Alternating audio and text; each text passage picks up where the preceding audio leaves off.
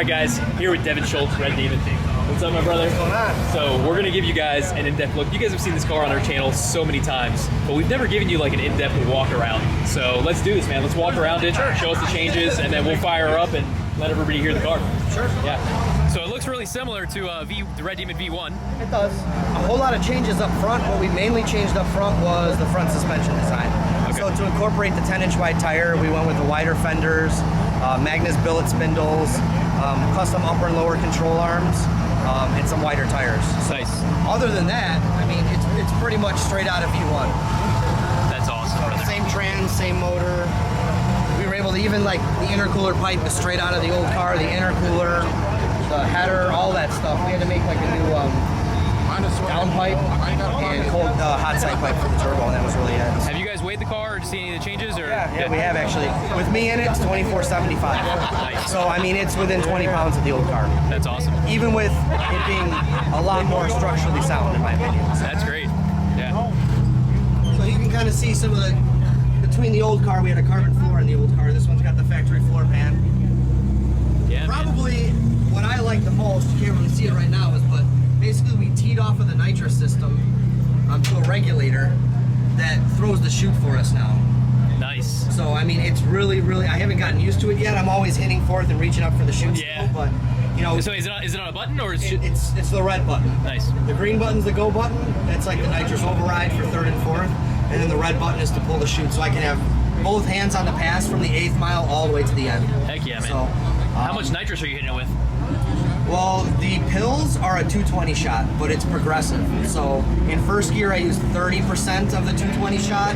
If it goes below a certain amount of boost to kind of pick it up, each gear is different. So fourth gear, I use 60% of the 220 shot. So it's kind of variable.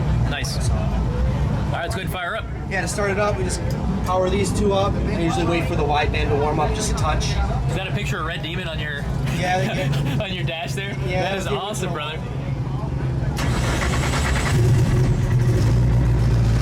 Fired right up.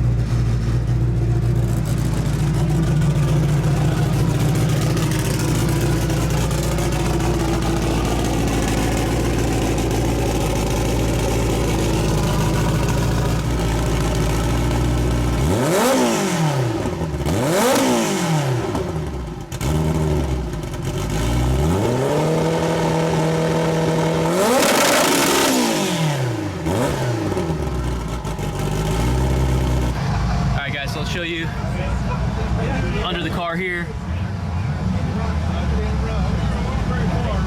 Quite a bit more works from the last one, from the last Red Demon. They put a ton of man hours into this thing. This car is so refined. It is just as badass as the last one. And so many more new touches. So freaking stoked. Let's go watch this thing race.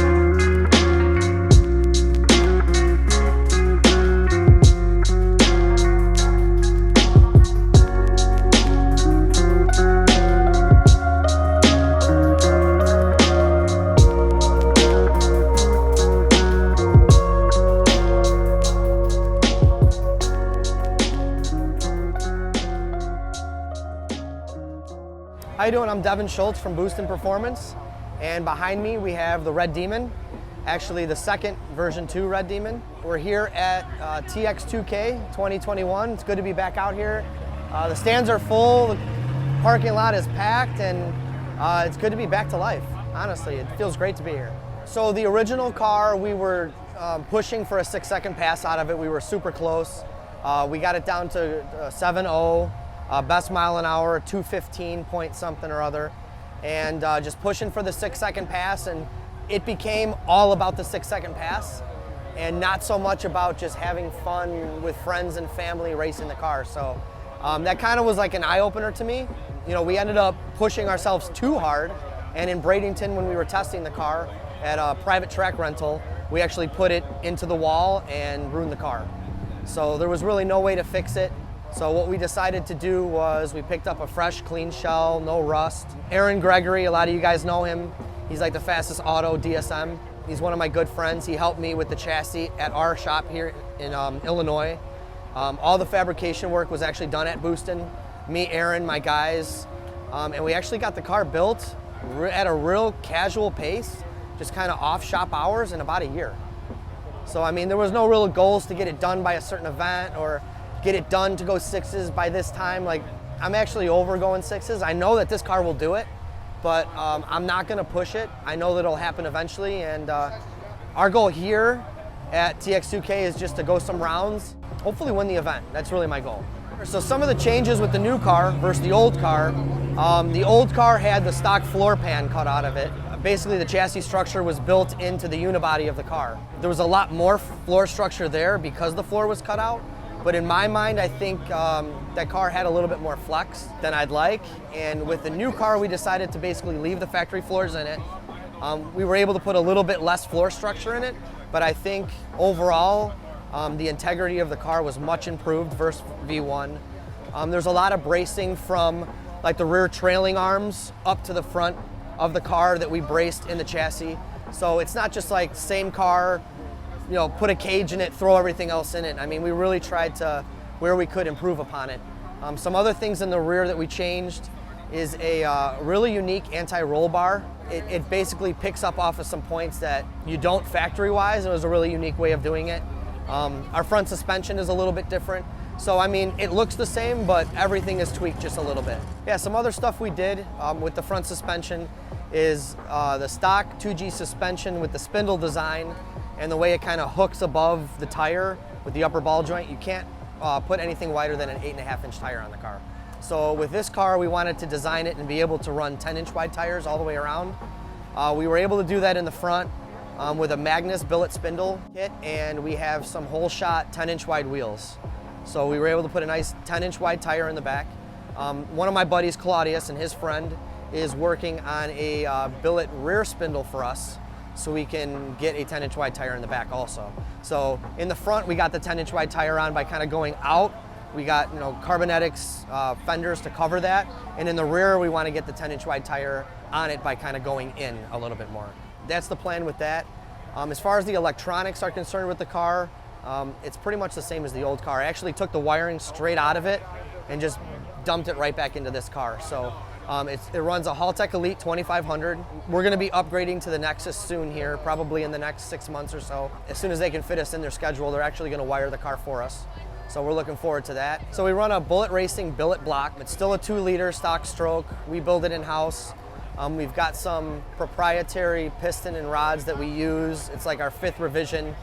They last. I usually refresh on the motor 3 or 4 times without even replacing the pistons or rods. So we've got a really nice solid engine combination with this car that we haven't really changed for 2 or 3 years. I mean, we're able to run the car at a couple events on the same engine, disassemble it and just put, you know, basic piston rings, rod bearings, stuff like that in it. So our motor program is definitely ahead of the drivetrain and the chassis in the car. You know, that's why we're trapping 215 on the big end, and we're still struggling to get in the 6s. You know, it's a balancing act with the all-wheel drive platform and trying to manage the power through 1st, 2nd, and 3rd.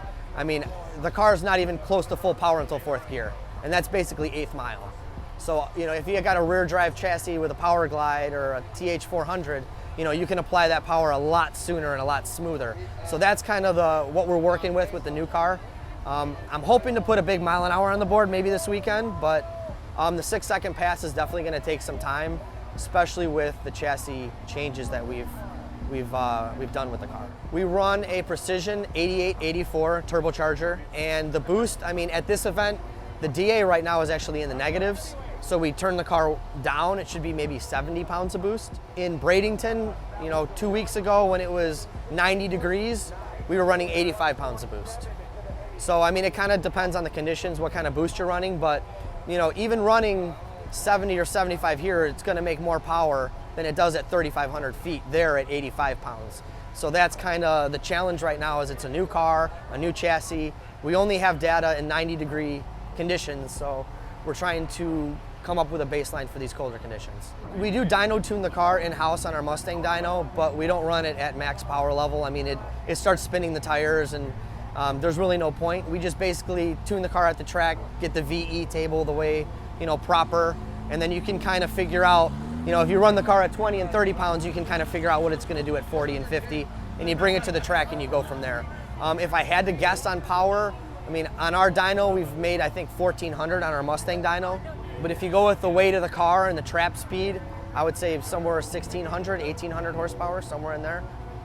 I can give you a bigger number if it gets you more views, though.